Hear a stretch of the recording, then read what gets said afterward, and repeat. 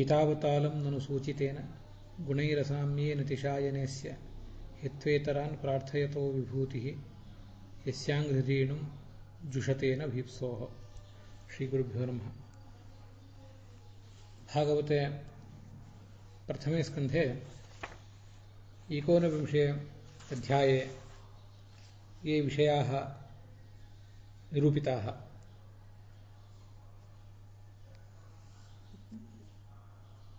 तेषां विषयाणां महाभारतस्य आदिपर्वणि उक्तैः विषयैः कथं विरोधः भवति, कथं च सः विरोधः परिह्रियेत इत्यस्मिन् विषये कश्चन विमर्शः अनुवर्तते. ಭಾಗವತದ 1ನೇ ಸ್ಕಂದದ 19ನೇ ಅಧ್ಯಾಯ ನಾವೀಗ ನೋಡ್ತಿದ್ದೇವೆ. ಇಲ್ಲಿ ಬಂದಿರುವ ವಿಷಯಗಳಿಗೂ ಮಹಾಭಾರತದ ಆದಿಪರ್ವದಲ್ಲಿ ಬಂದಿರುವ ವಿಷಯಗಳಿಗೂ ಹೇಗೆ ಪರಿಹಾರ ನಾವು ಕಂಡುಕೋಬೇಕು ಅನ್ನೋದನ್ನು ವಿಮರ್ಶಾತ್ಮಕವಾಗಿ ನೋಡ್ತಾ ಇದ್ದೇವೆ.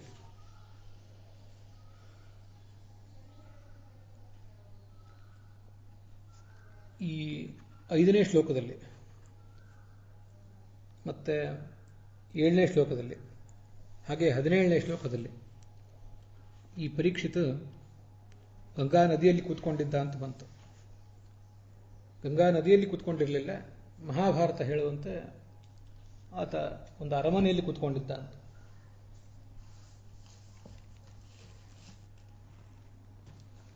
ಅದನ್ನು ನಾವು ನೋಡಿದ್ದೇವೆ. ಮತ್ತೆ ಭಾಗವತ ಹೇಳುವಂತೆ ಪರೀಕ್ಷಿತನ ಉದ್ಧಾರಕ್ಕಾಗಿ ಶುಕಮುನಿಗಳು ಏನು ಒಂದು ಪ್ರವಚನ ಮಾಡಿದರು, ಭಾಗವತ ಪ್ರವಚನ. ಅದಾದಮೇಲೆ ಅವರು ಹೊರಟೋದ್ರು.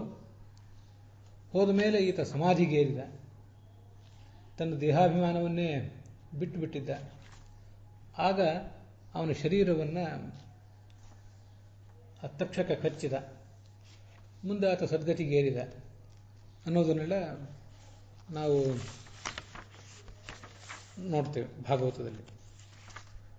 ಮಹಾಭಾರತದಲ್ಲಿ ಆತ ಒಂದು ಹಣ್ಣು ಬ್ರಾಹ್ಮಣನ ರೂಪದಲ್ಲಿ ಆ ಸರ್ಪಗಳೇನು ಬಂದಿದ್ದವು, ಆ ಸರ್ಪಗಳು ಹಣ್ಣು ಕೊಟ್ಟಿದ್ದವಲ್ಲ ಈ ರಾಜನಿಗೆ. ಆ ಹಣ್ಣಿನಲ್ಲಿ ಒಂದು ಹಣ್ಣನ್ನು ಈತ ತಿನ್ನಬೇಕು ಅಂತ ತೊಡಗಿದ್ದ. ಆ ಹಣ್ಣನ್ನು ತಿನ್ನುವಾಗ ಅಲ್ಲಿರುವಂಥ ಒಂದು ಕ್ರಿಮಿ ಅವನಿಗೆ ಕಂಡಿತು. ಈ ಕ್ರಿಮಿಯೇ ನನ್ನನ್ನು ಕಚ್ಚಲೆ, ಇದಕ್ಕೆ ತಕ್ಷಕ ಅಂತ ಹೆಸರಾಗಲಿ, ಬ್ರಾಹ್ಮಣನ ಶಾಪವೂ ಸತ್ಯವಾಗಲಿ, ಜ್ಯೋತಿಷ ಸತ್ಯವಾಗಲಿ ಅಂತ ಆತ ಅದನ್ನು ತನ್ನ ಕುತ್ತಿಗೆ ಮೇಲಿಟ್ಟುಕೊಂಡ. ಅದು ಸರ್ಪವಾಗಿ ಆತನನ್ನು ಕಚ್ಚಿತು ಅನ್ನೋ ಸಂಗತಿಯನ್ನೆಲ್ಲ ನಾವು ನೋಡಿದ್ದೇವೆ. ಆದರೆ ಭಾಗವತದಲ್ಲಿ ಹೇಳುವಂತೆ ಅವನು ಹಣ್ಣನ್ನು ತಿನ್ನುವಂಥ ಪ್ರಸಂಗವೇ ಬಂದಿಲ್ಲ ಅಲ್ಲಿ. ಇದಕ್ಕೆ ಹೇಗೆ ವಿರೋಧ ಪರಿಹಾರ ಮಾಡುವುದು ಅನ್ನೋದನ್ನೆಲ್ಲ ನೋಡ್ತಿದ್ದೇವೆ. ಪುರಾಣಿಕಾಚಾರ್ಯರು ಭಾಗವತ ಸಾರೋದ್ಧಾರದಲ್ಲಿ ಈ ವಿಷಯಗಳನ್ನು ವಿಮರ್ಶಿಸಿದ್ದಾರೆ. 23ನೇ ಶ್ಲೋಕ ಭಾಗವತ ಸಾರೋದ್ಧಾರದ್ದು. ಅದು ಈಗ ನಾವು ನೋಡ್ತಿರುವ 5ನೇ ಶ್ಲೋಕ ಭಾಗವತದಲ್ಲಿ. 72ನೇ ಶ್ಲೋಕದಲ್ಲಿ ಈ ಒಂದು ವಿಮರ್ಶೆ ಅಲ್ಲಿ ಕೇಳಿ ಬರ್ತದೆ. ಯದ್ಯಪಿ ಆದಿಪರ್ವದಲ್ಲಿ ಹೇಳಿದಂತೆ ರಾಜ ಹಣ್ಣನ್ನು ಬಿಡಿಸಿ ಅದನ್ನು ತಿನ್ನುವುದಕ್ಕಿಂತ ಮುಂಚೆ ಅಲ್ಲೊಂದು ಕ್ರಿಮಿಯನ್ನು ಕಂಡ ಅಂತಿದೆ. ಮತ್ತು ಹಾಗಾದರೆ ಅವನು ಹಣ್ಣನ್ನು ತಿನ್ನಲಿಕ್ಕೆ ಹೊರಟಿದ್ದ ಅಂದರೆ ತನ್ನ ನಿರಶನ ವ್ರತವನ್ನು ಭಂಗ ಮಾಡಿಕೊಂಡ, ನಿರತನ ವ್ರತಕ್ಕೆ ಭಂಗ ತಂದುಕೊಂಡ ಅಂತ ಒಂದು ಜಿಜ್ಞಾಸೆ ಬರ್ತದೆ.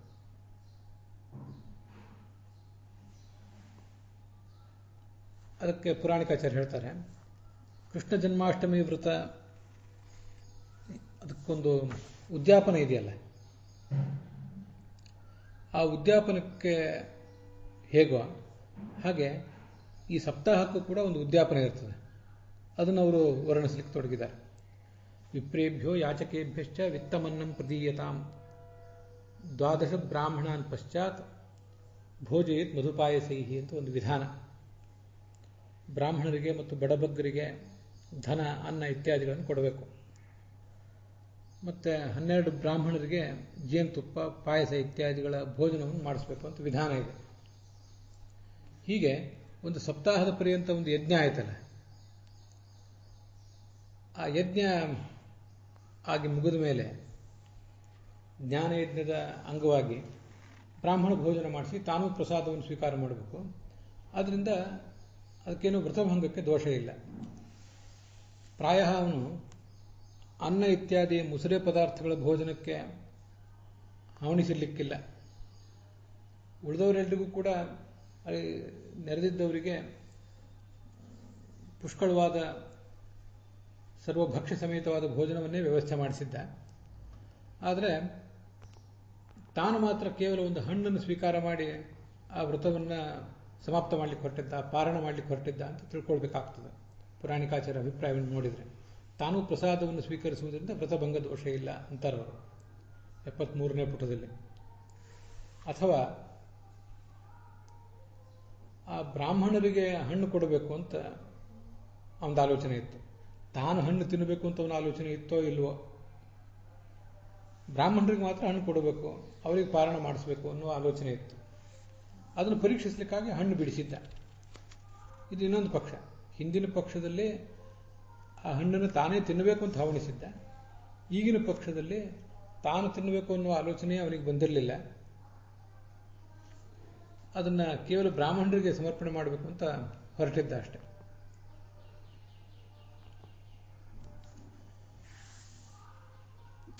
ಆದ್ದರಿಂದ ಭಾಗವತಕ್ಕೆ ಭಾರತದ ವಿರೋಧ ಏನಿಲ್ಲ ಅಂತ ಹೀಗೆ ಪುರಾಣಿಕಾಚಾರ್ಯರು ಅಭಿಪ್ರಾಯ ಪಡ್ತಾರೆ.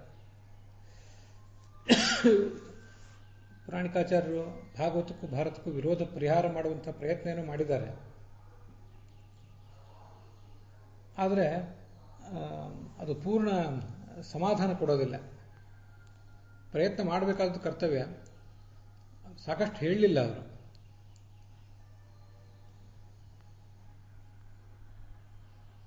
ಸತಂ ಗೃಹನ್ ನೃಪಶ್ರೇಷ್ಠ ಸಚಿವಾನಿದಮಬ್ರವೀತ್ ಅಸ್ತಮಭ್ಯೇತಿ ಸವಿತಾ ವಿಷಾದದ್ಯ ನಮೇ ಭಯಂ.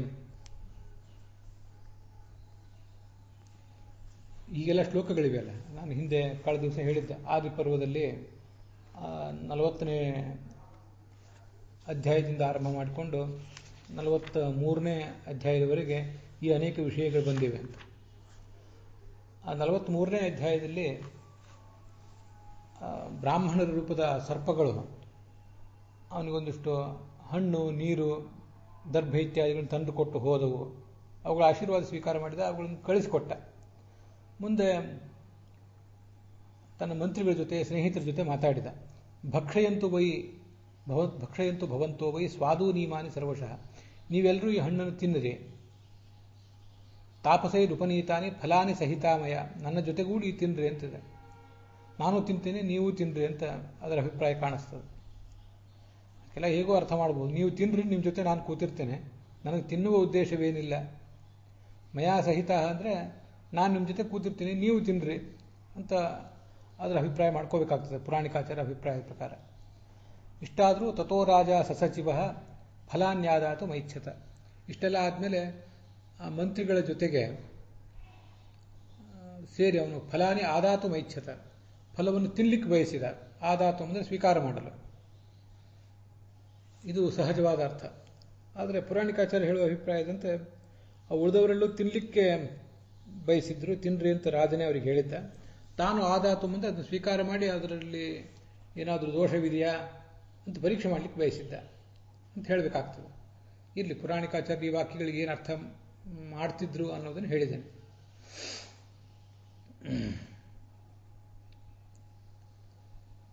ತಥೋ ಭಕ್ಷಯತಸ್ತಸ್ಯ ಫಲಾತ್ ಕ್ರಿಮಿರಭೂದಣು. ಅದು ಮುಂದಿರುವಂಥ ಶ್ಲೋಕ. ಅವನು ಅದನ್ನು ತಿನ್ನಲಿಕ್ಕೆ ಅಂತೇನು ಹೊರಟಿದ್ದ, ಅದರಲ್ಲೇ ಕ್ರಿಮಿ ಅಣು ಅಭೂತ್. ಒಂದು ಸಣ್ಣ ಕ್ರಿಮಿಯಲ್ಲಿ ಕಾಣಿಸಿತು. ಹೀಗೆ ಭಕ್ಷಯತಃ ಅಂತ ಅಲ್ಲಿ ಒಂದು ಶಬ್ದ ಪ್ರಯೋಗ ಇದೆ. ಆ ಭಕ್ಷಯತಃ ಅನ್ನೋ ಶಬ್ದವನ್ನು ಹೇಗೆ ಹೊಂದಿಸೋದು, ಇಷ್ಟು ದೊಡ್ಡ ಸಮಸ್ಯೆ ಬರ್ತದೆ. ತಸ್ಯ, ಆ ಪರೀಕ್ಷಿತ ರಾಜ ಭಕ್ಷಯತಃ ಅದನ್ನು ತಿನ್ನಲಿಕ್ಕೆ ಅಂತ ಹೊರಟಾಗ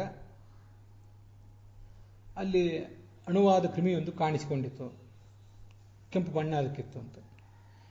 ಇದು ಈ ಮಾತೇನಿದೆ ಪುರಾಣಿಕಾಚಾರ್ಯ ಹೇಳಿದ ಅಭಿಪ್ರಾಯಕ್ಕೆ ಹೊಂದೋದಿಲ್ಲ, ಅದೇ ಕಷ್ಟ ಆಗ್ತದೆ. ತಿನ್ನಲಿಕ್ಕೆ ಹೊರಟಿದ್ದ ಅಂತ ಅದನ್ನು ನೇರವಾಗಿ ಹೇಳ್ತದೆ ಮಹಾಭಾರತ. ತಿನ್ನಲಿಕ್ಕೆ ಹೊರಟಿರಲಿಲ್ಲ ಅಂತ ನೀವು ಮಹಾಭಾರತವನ್ನು ಭಾಗವತವನ್ನು ಹೊಂದಿಸೋದು ಈ ದೃಷ್ಟಿಯಿಂದ ಸ್ವಲ್ಪ ಕಷ್ಟವೇ ಆಗ್ತದೆ.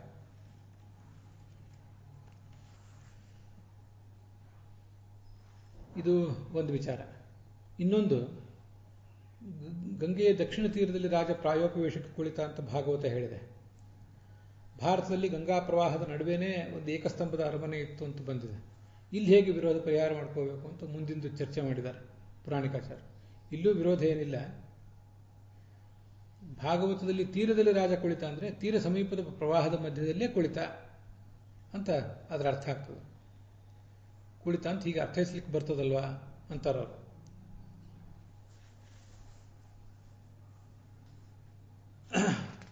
ಅದು ವಿಷಯ ಸರಿಯೇ. ಅಲ್ಲಿ ಮುಂದೆ ಒಂದು ಪ್ಯಾರಾಗ್ರಾಫ್ ಇದೆ. ರಾಜ್ಯಲೋಭ ಶರೀರ ಮೋಹಕ್ಕೊಳಗಾಗಿದ್ದ ರಾಜ ಪರೀಕ್ಷಿತ ತನಗೆ ಮುನಿ ಶಾಪ ಬಂದಾಗಲೂ ಕೂಡ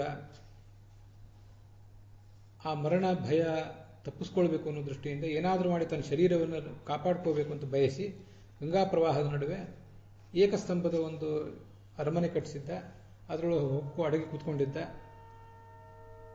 ರಾಜ್ಯ ರಕ್ಷಕರಾದಂತಹ ಮಂತ್ರಿಗಳು ಮೊದಲಾದವರ ಮೂಲಕ ರಾಜ್ಯಭಾರ ಮಾಡಿಸಿದ. ವಿಷವೈದ್ಯರಿದ್ದರು, ಶರೀರ ರಕ್ಷಣೆ ಮಾಡಿಕೊಂಡ. ಆದರೂ ಅವನಿಗೆ ಮರಣ ತಪ್ಪಲಿಲ್ಲ ಅಂತ ಯಾರು ಅಂತ ಕೆಲವರು ಕನಿಕರ ಪಡ್ತಾರೆ. ಅವರಿಗೆ ನಾವೇ ಕನಿಕರ ಬರಬೇಕು ಅಂತ ಪುರಾಣಿಕಾಚಾರ್ಯರು ಬರೆದಿದ್ದಾರೆ. ಪ್ರಾಯ ಭಾಗವತದ ಬಗ್ಗೆ ಬೇರೆ ಯಾರು ಉಪನ್ಯಾಸ ಮಾಡಿದ್ದು ಇತ್ಯಾದಿ ಏನಾದರೂ ವಿಷಯ ಇದ್ದಿರಬೇಕು. ಅದನ್ನೇ ಅಲ್ಲಿ ಪುರಾಣಿಕಾಚಾರ್ಯರು ತಗೊಂಡಿರಬೇಕು. ಅಥವಾ ಭಾಗವತದ ಕುರಿತಾಗಿ ಆಧುನಿಕರು ಯಾರಾದರೂ ಸದಭಿರುಚಿ ಇಲ್ಲದ ಒಂದು ಲೇಖನ, ವಿಮರ್ಶೆ ಇತ್ಯಾದಿಯನ್ನಾದರೂ ಮಾಡಿದ್ದಿರಬೇಕು. ಇದ್ರ ಬಗ್ಗೆ ನಮಗೂ ಕೂಡ ಗಮನ ಇರಬೇಕು. ಅವನಿಗೆಂದೂ ಮರಣ ಭಯ ಏನಿರಲಿಲ್ಲ. ಶರೀರವನ್ನು ಏನಾದರೂ ಮಾಡಿ ರಕ್ಷಣೆ ಮಾಡ್ಕೋಬೇಕು ಅಂತ ಅದು ಪ್ರಯತ್ನ ಪಟ್ಟದ್ದು ಮರಣ ಭಯದಿಂದ ಏನಲ್ಲ. ಅದರ ಬಗ್ಗೆ ನಮಗೂ ಗಮನ ಇರಬೇಕು. ಮಹಾಭಾರತವೂ ಅದನ್ನು ಹೇಳಿದೆ, ಭಾಗವತವೂ ಹೇಳಿದೆ. ಮಹಾಭಾರತ ಅಂತೂ ಅವನಿಗೆ ಋಷಿಗಳಿಗೆ ತಾನು ಮಾಡಿದ ಅಪಚಾರದಿಂದ ಏನು ದುಃಖ ಆಗಿತ್ತೋ ಅಷ್ಟು ದುಃಖ ಅವನಿಗೆ ಆ ಮರಣದ ಬಗ್ಗೆ ಕೇಳಿದಾಗ ಅವನಿಗಾಗಲಿಲ್ಲ ಅಂತ ಅಲ್ಲಿ ಕೇಳಿ ಬರ್ತದೆ. ಪುರಾಣಿಕಾಚಾರ್ಯ ಅದನ್ನು ಹೇಳ್ತಾರೆ. ಮುನಿಶಾಪ ಬಂದಾಗ ರಾಜನಿಗೆ ಮರಣ ಭಯ ಏನಾಗಲಿಲ್ಲ. ಹೇಯತೆಯ ಪುರಸ್ತಾತ್, ಅದನ್ನೆಲ್ಲ ಮೊದಲೇ ಅವನು ಹೇಯ ಅಂತ ಭಾವಿಸಿ ಬಿಟ್ಟಿದ್ದ. ಈ ಐಹಿಕ ಭೋಗ, ಸ್ವರ್ಗೀಯ ಭೋಗವೂ ಕೂಡ ಹೇಯ ಅಂತ ಭಾವಿಸಿಬಿಟ್ಟಿದ್ದ ಅವನು. ಆ ಎತ್ತರಕ್ಕೇರಿದ ಸಾಧಕ ಅವನು. ಬ್ರಾಹ್ಮಣನ ಕೋಪಾಗ್ನಿ ಇವೆಲ್ಲ ಸುಟ್ಟು ಬೂದಿ ಆಗಲಿ, ನಾನು ಇನ್ನು ಮುಂದೆ ಇಂಥ ತಪ್ಪು ಮಾಡದೇ ಇರುವಂತಾಗಲಿ ಅಂತೆಲ್ಲ ಪಶ್ಚಾತ್ತಾಪಪಟ್ಟಿದ್ದ ಅಂತ ಹೇಳಿದ್ದಾರೆ. ಮತ್ತು ಹಿಂದೆ 62ನೇ ಪುಟದಲ್ಲಿ ಪುರಾಣಿಕಾಚಾರ್ಯ ಅದನ್ನು ಸ್ಪಷ್ಟಪಡಿಸಿದ್ದಾರೆ. ತಮ್ಮ ಅಜ್ಜ ಧರ್ಮರಾಜ ತನಗೆ ಪಟ್ಟಾಭಿಷೇಕ ಮಾಡಿದ್ನಲ್ಲ, ಆ ಪಟ್ಟಾಭಿಷೇಕ ಮಾಡಿದ ಸಂದರ್ಭದಲ್ಲಿ ಪ್ರಜಾಪಾಲನದ ಕರ್ತವ್ಯವನ್ನು ವಹಿಸಿದ್ದ. ತಕ್ಷಕನಿಂದ ತನಗೆ ಮರಣ ಬಂದರೆ, ದುರ್ಮರಣ ಬಂದರೆ ತನ್ನ ಕರ್ತವ್ಯಕ್ಕೆ ಚ್ಯುತಿ ಆಗ್ತದೆ, ಅಪಮೃತ್ಯು ದೋಷ ಬರಬಾರದು ಅಂತ ಆಲೋಚನೆ ಮಾಡಿ ಮುನಿಶಾಪ ಬರುವುದಕ್ಕಿಂತ ಮುಂಚೆನೇ ಏಕಸ್ತಂಭದ ಅರಮನೆಯಲ್ಲಿದ್ದ ಅಂತ ಅಲ್ಲಿ ಬರೆದಿದ್ದಾರೆ.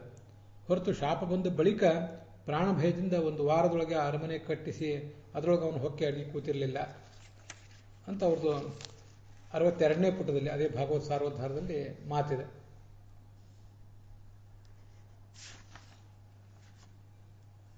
ಅದ್ರ ಬಗ್ಗೆನೂ ನಾವು ಒಂದಿಷ್ಟು ವಿಮರ್ಶೆ ಮಾಡಬೇಕು. ಅದು ಅವರು ಇಲ್ಲಿ ಮಾತ್ರ ಆ ಥರ ಹೇಳಿರೋದಲ್ಲ.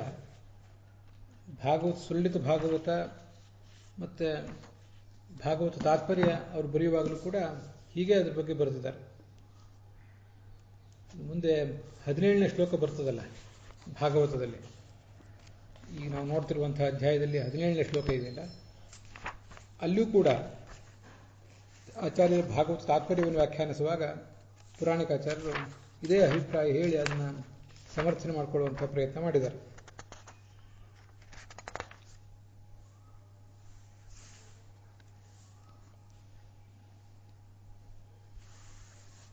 ಹತ್ತೊಂಬತ್ತನೇ ಅಧ್ಯಾಯದ 17ನೇ ಶ್ಲೋಕದಲ್ಲಿ ಗಂಗಾಯಾಮ್ ಉದಕ್ಕೆ ಏವ ಕಿಂಚಿತ್ ದಕ್ಷಿಣ ಭಾಗೆ ಪ್ರಾಸಾದೆ ತಥಾಹಿ ಮಹಾಭಾರತೆ ಅಂತ ಭಾಗವತ ತಾತ್ಪರ್ಯ ಇದೆಯಲ್ಲ ಆಚಾರ್ಯರು, ಅದನ್ನ ಅನುವಾದ ಮಾಡುವಾಗ ಪುರಾಣಿಕಾಚಾರ್ಯರು ಮಹಾಭಾರತದಲ್ಲಿ ಗಂಗಾ ಪ್ರವಾಹದಲ್ಲಿಯೇ ಅರಮನೆಯೊಂದು ಪರೀಕ್ಷಿತನಿಗೆ ಇದ್ದಿತು ಅಂತ ಹೇಳಿದೆ, ಇದನ್ನು ಬರೆದಿದ್ದಾರೆ. ಮತ್ತೆ ಇದಲ್ಲದೇನೆ ಈ 19ನೇ ಅಧ್ಯಾಯ ಸುಲಲಿತ ಭಾಗವತ ಏನಿದೆ ಅದನ್ನು ಅವರು ವ್ಯಾಖ್ಯಾನ ಮಾಡುವಾಗ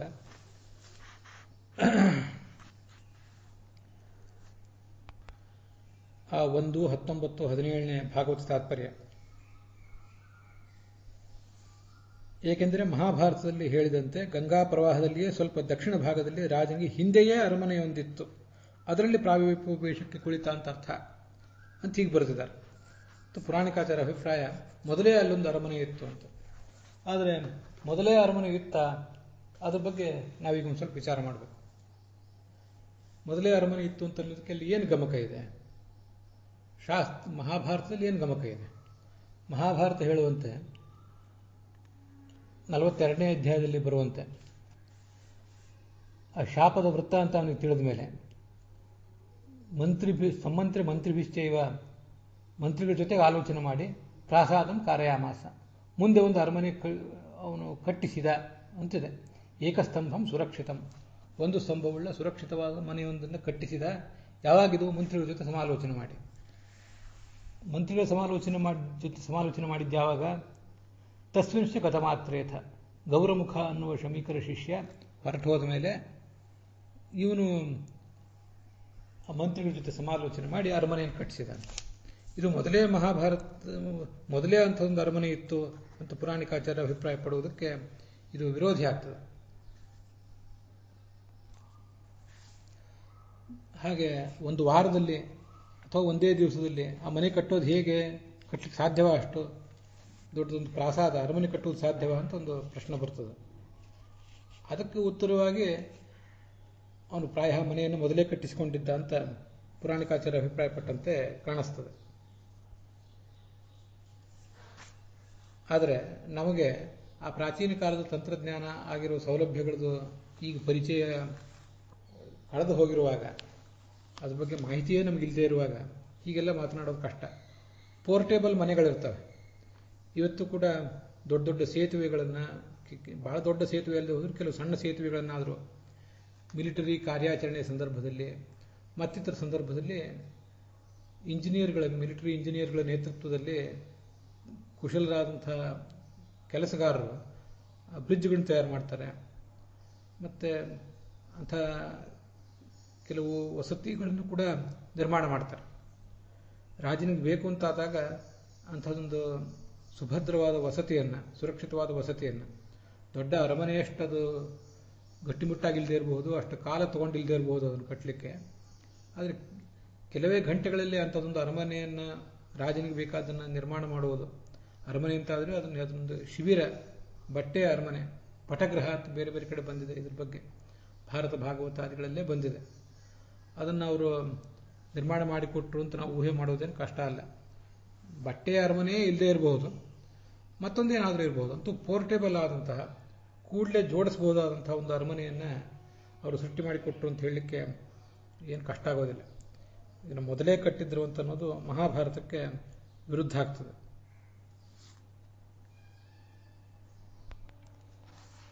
ವಿಜಯಧ್ವಜರು, ಯಾದವಾರ್ಯರು ಯಾರಾದರೂ ಹಾಗೆ ವ್ಯಾಖ್ಯಾನ ಮಾಡಿದಾರಾ? ಮೊದಲೇ ಅಲ್ಲೊಂದು ಅರಮನೆ ಇತ್ತು ಅಂತ ವ್ಯಾಖ್ಯಾನ ಮಾಡಿದಾರ, ಅದನ್ನು ಪುರಾಣಿಕಾಚಾರ್ಯ ಹೇಳಿದಾರ ಅಂತ ಅನ್ನೋದು ನಾನು ಗಮನಿಸಿದೆ. ಹಾಗೇನು ನನಗೆ ಕಾಣಲಿಲ್ಲ. ಅದೇನೇ ಇರಲಿ, ಯಾರು ಹೇಳಿದರೂ ಕೂಡ ಮೊದಲೇ ಒಂದು ಅರಮನೆ ಇತ್ತು ಅಂತ ಭಾವಿಸುವುದು ಮಹಾಭಾರತಕ್ಕೆ ವಿರುದ್ಧ ಆಗ್ತದೆ. ದಕ್ಷಿಣ ಭಾಗೆ, ದಕ್ಷಿಣ ತೀರ ಭಾಗೆ ಸ್ಥಿತೇ ಪ್ರಾಸಾದೆ ಅಂತ ಒಂದು ಮಾತನ್ನು ಯಾದವಾರ್ಯರು 17ನೇ ಶ್ಲೋಕದ ವ್ಯಾಖ್ಯಾನದಲ್ಲಿ ಹೇಳ್ತಾರೆ. ಸ್ಥಿತೇ ಪ್ರಾಸಾದೆ ಅಂದರೆ ಮೊದಲೇ ಇದ್ದ ಪ್ರಾಸಾದ ಅಂತ ಅರ್ಥ ಮಾಡ್ಕೋಬಹುದೇನೋ. ಪುರಾಣಿಕಾಚಾರ್ಯ ಹಾಗೆ ಮಾಡಿದಂತೆ ಕಾಣಿಸ್ತದೆ. ಆದರೆ ಅದೆಲ್ಲ ಬೇಕಾಗಿಲ್ಲ. ಮಹಾಭಾರತ ವಿರುದ್ಧ ಆಗುವುದರಿಂದ ಅದನ್ನು ತೆಗೆದುಹಾಕುವುದು ಒಳ್ಳೆಯದು.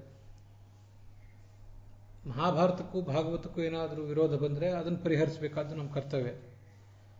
ಬೇರೆ ಟಿಪ್ಪಣಿಕಾರರು, ಅನುವಾದಕಾರರು ಅವರು ಮಹಾಭಾರತದಲ್ಲಿ ಇಲ್ಲದ ವಿಷಯವನ್ನೇನಾದರೂ ಹೇಳಿದರೆ ಅದನ್ನು ಬಗೆಹರಿಸಿ ಸಮನ್ವಯಿಸಿ ತೋರಿಸಬೇಕಾದದ್ದೇನು ಅಗತ್ಯವೇನಲ್ಲ. ಅಂಥವನ್ನ ರಿಜೆಕ್ಟ್ ಮಾಡೋದು ಒಳ್ಳೆಯದು. ವಿಷ್ಣು ತೀರ್ಥರು ಕೂಡ ಹಾಗೆ ಹೇಳಲಿಲ್ಲ. ಮೊದಲೇ ಒಂದು ಕಟ್ಟಿಸಿದ್ದ ಅರಮನೆಯನ್ನಂತ ಹೇಳಲಿಲ್ಲ ಅನ್ನೋದು ನಮಗೆ ನೆನಪಿನಲ್ಲಿರಬೇಕು.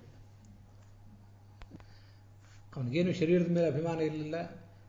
ತಾನು ಹುಟ್ಟಿದಾರಭ್ಯ ತನಗೆ ತಿಳುವಳಿಕೆ ಬರುವ ದಿನದಿಂದ ಆರಂಭಿಸಿ ತನಗೆ ಜ್ಯೋತಿಷಿಗಳು ಹೇಳಿದ್ದೆಲ್ಲ ಅವನಿಗೆ ಗೊತ್ತಿದ್ದೇ ಇತ್ತು. ಹೀಗೊಂದು ಶಾಪ ನನಗೆ ಸರ್ಪದಂಶನದಿಂದ ಮರಣ ಆಗೋದಿದೆ ಅಂತ. ಈಗ ಈ ತಕ್ಷಕನ ದಂಶನದಿಂದ ಮರಣ ಆಗ್ತದೆ ಅಂತ ಕೇಳಿದ ಮೇಲೂ ಕೂಡ ಅವನಿಗೆ ಬಹಳ ದೊಡ್ಡ ಆತಂಕ ಏನಾಗಲಿಲ್ಲ. ಆದರೆ ತನಗೊಂದು ಅಪಮೃತ್ಯು ಬರುವುದನ್ನು ಸಾಧ್ಯ ಆದಷ್ಟು ತಪ್ಪಿಸ್ಕೊಳ್ಬೇಕು ಅನ್ನೋದೊಂದು ಆಲೋಚನೆ ಇತ್ತು ಅವನಿಗೆ. ಹೀಗೊಂದು ಕ್ಷೀಣವಾದಂಥ ಆಸೆ ಇದ್ದರೆ ಅದು ಸಹಜ. ಸರಿಯೋ ಅಂತ ನಾನು ಹೇಳ್ತಿಲ್ಲ, ಸರಿಯೋ ತಪ್ಪು ಅಂತ ಅನ್ನೋದನ್ನು ಹೇಳ್ತಿಲ್ಲ. ಒಬ್ಬ ಮನುಷ್ಯನಿಗೆ ಅದು ಸಹಜ. ಒಂದು ದ್ವಂದ್ವವು ಕೂಡ ಸಹಜ. ಮರಣ ಭಯ ಏನಿರಲಿಲ್ಲ, ಧೈರ್ಯದಿಂದ ಮರಣವನ್ನು ಎದುರಿಸುವಂಥ ಶಕ್ತಿಯೂ ಕೂಡ ಅವನಿಗಿತ್ತು. ಕ್ಷತ್ರಿಯನೇ ಆದ್ದರಿಂದ ದೈಹಿಕ ಶಕ್ತಿ ಅಂತೂ ಇದ್ದೇ ಇತ್ತು. ಜ್ಞಾನಿ ಆದ್ದರಿಂದ ಆ ಒಂದು ತತ್ವಜ್ಞಾನದ ಅನುಕೂಲವೂ ಕೂಡ ಅವನಿಗಿತ್ತು. ಆದರೆ ಒಂದು ರೀತಿಯಾದ ದ್ವಂದ್ವ ಇರ್ತದೆ ಮನುಷ್ಯನಿಗೆ. ಆ ದ್ವಂದ್ವ ಇರ್ತದೆ ಅಂತ ನಾವು ಒಪ್ಪಬೇಕು. ದ್ವಂದ್ವವೂ ಆತನಿಗೆ ಇರ್ತಿರ್ಲಿಲ್ಲ ಅಂತ ಮಾತನಾಡುವುದಕ್ಕೆ ಏನು ಬಹಳ ಅರ್ಥ ಇಲ್ಲ. ಅಂತ ಅರಮನೆಯನ್ನು ಕಟ್ಟಿಸಿದ, ಅಲ್ಲಿ ವೈದ್ಯರನ್ನು ಇಟ್ಕೊಂಡಿದ್ದ, ಹೀಗೆಲ್ಲ ಮಹಾಭಾರತ ಹೇಳಿದೆ. ಔಷಧಗಳಿದ್ದವು, ಮಂತ್ರಸಿದ್ಧರಾದಂತಹ ಬ್ರಾಹ್ಮಣರು, ಹಾವು ಚೇಳು ಮೊದಲಾದವುಗಳ ಉಪಟಳಕ್ಕೆ ಮಂತ್ರವನ್ನು ಕೊಡುವ ಬ್ರಾಹ್ಮಣರಲ್ಲಿದ್ದರು ಅಂತೆಲ್ಲ ಇದೆ. ಮತ್ತು ಅವೆಲ್ಲ ಏನು ಹೇಳ್ತದೆ ಮಹಾಭಾರತದ ಹೇಳಿಕೆಗಳಿಗೆ ಏನು ಅರ್ಥ? ಅವನಿಗೊಂದು ದ್ವಂದ್ವ ಇತ್ತು ಅಂತ ಒಪ್ಪಿದರೆ ಅದು ಮನುಷ್ಯ ಸಹಜವಾದಂಥ, ಮೂಲತಃ ಅವನು ಏನೇ ಇರಲಿ, ಸ್ವರೂಪತಃ ಏನೇ ಇರಲಿ, ಈಗಂತೂ ಈ ಜಗತ್ತಿನಲ್ಲಿ ಹುಟ್ಟಿದ್ದಾನಲ್ಲ. ಮಾನುಷಾನ್ನೋಪಭೋಗೇನ ಸಂಸರ್ಗ ಮಾನುಷೇಶು ಚ. ಮನುಷ್ಯನ ಸಂಪರ್ಕದಲ್ಲಿದ್ದಾನೆ, ಮಾನುಷ ಅನ್ನವನ್ನು ಊಟ ಮಾಡಿದ್ದಾನೆ. ಅಂಥವನಿಗೆ ಹೀಗೊಂದು ದ್ವಂದ್ವ ಇತ್ತು. ಸಾಧ್ಯ ಆದಷ್ಟು ಆ ಸರ್ಪದಂಶನದ ಮರಣವನ್ನು ತಪ್ಪಿಸ್ಕೋಬೇಕು ಅಂತ, ಅಪಮೃತ್ಯು ಬರಬಾರದು ಅಂತ ಮಾತ್ರ ಅವನ ಆಲೋಚನೆ ಇತ್ತು. ಏನು ಮರಣದ ಭಯ ಇತ್ತು ಅಂತ ನಾನು ಹೇಳಲಿಕ್ಕೆ ಹೊರಟಿಲ್ಲ. ಶರೀರದ ಮೋಹ ಇತ್ತು, ಮರಣದ ಭಯದಿಂದ ತತ್ತರಿಸಿದ್ದ ಅಂತೆಲ್ಲ ನಾನು ಹೇಳುವನಲ್ಲ. ಬೇರೆ ಯಾರಾದರೂ ಆ ಥರ ಹೇಳಲಿ. ಮಹಾಭಾಗವತನಾದ ಪರೀಕ್ಷಿತನನ್ನು ಹಾಗೆ ಡಿಗ್ರೇಡ್ ಮಾಡುವುದು, ಅವನ ವ್ಯಕ್ತಿತ್ವಕ್ಕೆ ಮಸಿ ಬೆಳೆಯುವುದು ನನ್ನ ಉದ್ದೇಶ ಅಲ್ಲ. ಆದರೆ ಹಾಗೊಂದು ದ್ವಂದ್ವ ಇರ್ತದೆ, ಅಪಮೃತ್ಯುವನ್ನು ತಪ್ಪಿಸ್ಕೊಳ್ಬೇಕು ಅಂತ ಅಷ್ಟೇ. ಆ ದ್ವಂದ್ವವನ್ನು ಮಹಾಭಾರತ ಹೇಳಿದೆ, ಭಾಗವತ ಹೇಳಲಿಲ್ಲ. ತಕ್ಷಕನಿಂದ ತನಗೆ ಮರಣ ಬರಲಿ ಅಂತ ಅಂದುಕೊಂಡ, ಅಪಮೃತ್ಯು ತನಗೆ ಬರಬಾರದು ಅಂತ ಶುಕಮುನಿಯನ್ನು ಕೇಳ್ಕೊಂಡಿದ್ದಲ್ಲ. ಅದರ ಫಲವಾಗಿ ನತ್ವಾಂ ಧಕ್ಷತಿ ತಕ್ಷಕಃ ಅಂತ ಅವರು ಅವನಿಗೆ ಸಮಾಧಾನ ಹೇಳಿದರು. ಅದರಂತೆ ಆ ಮುನಿಯವನಿಗೆ ಆಶೀರ್ವಾದವೂ ಮಾಡಿದರು.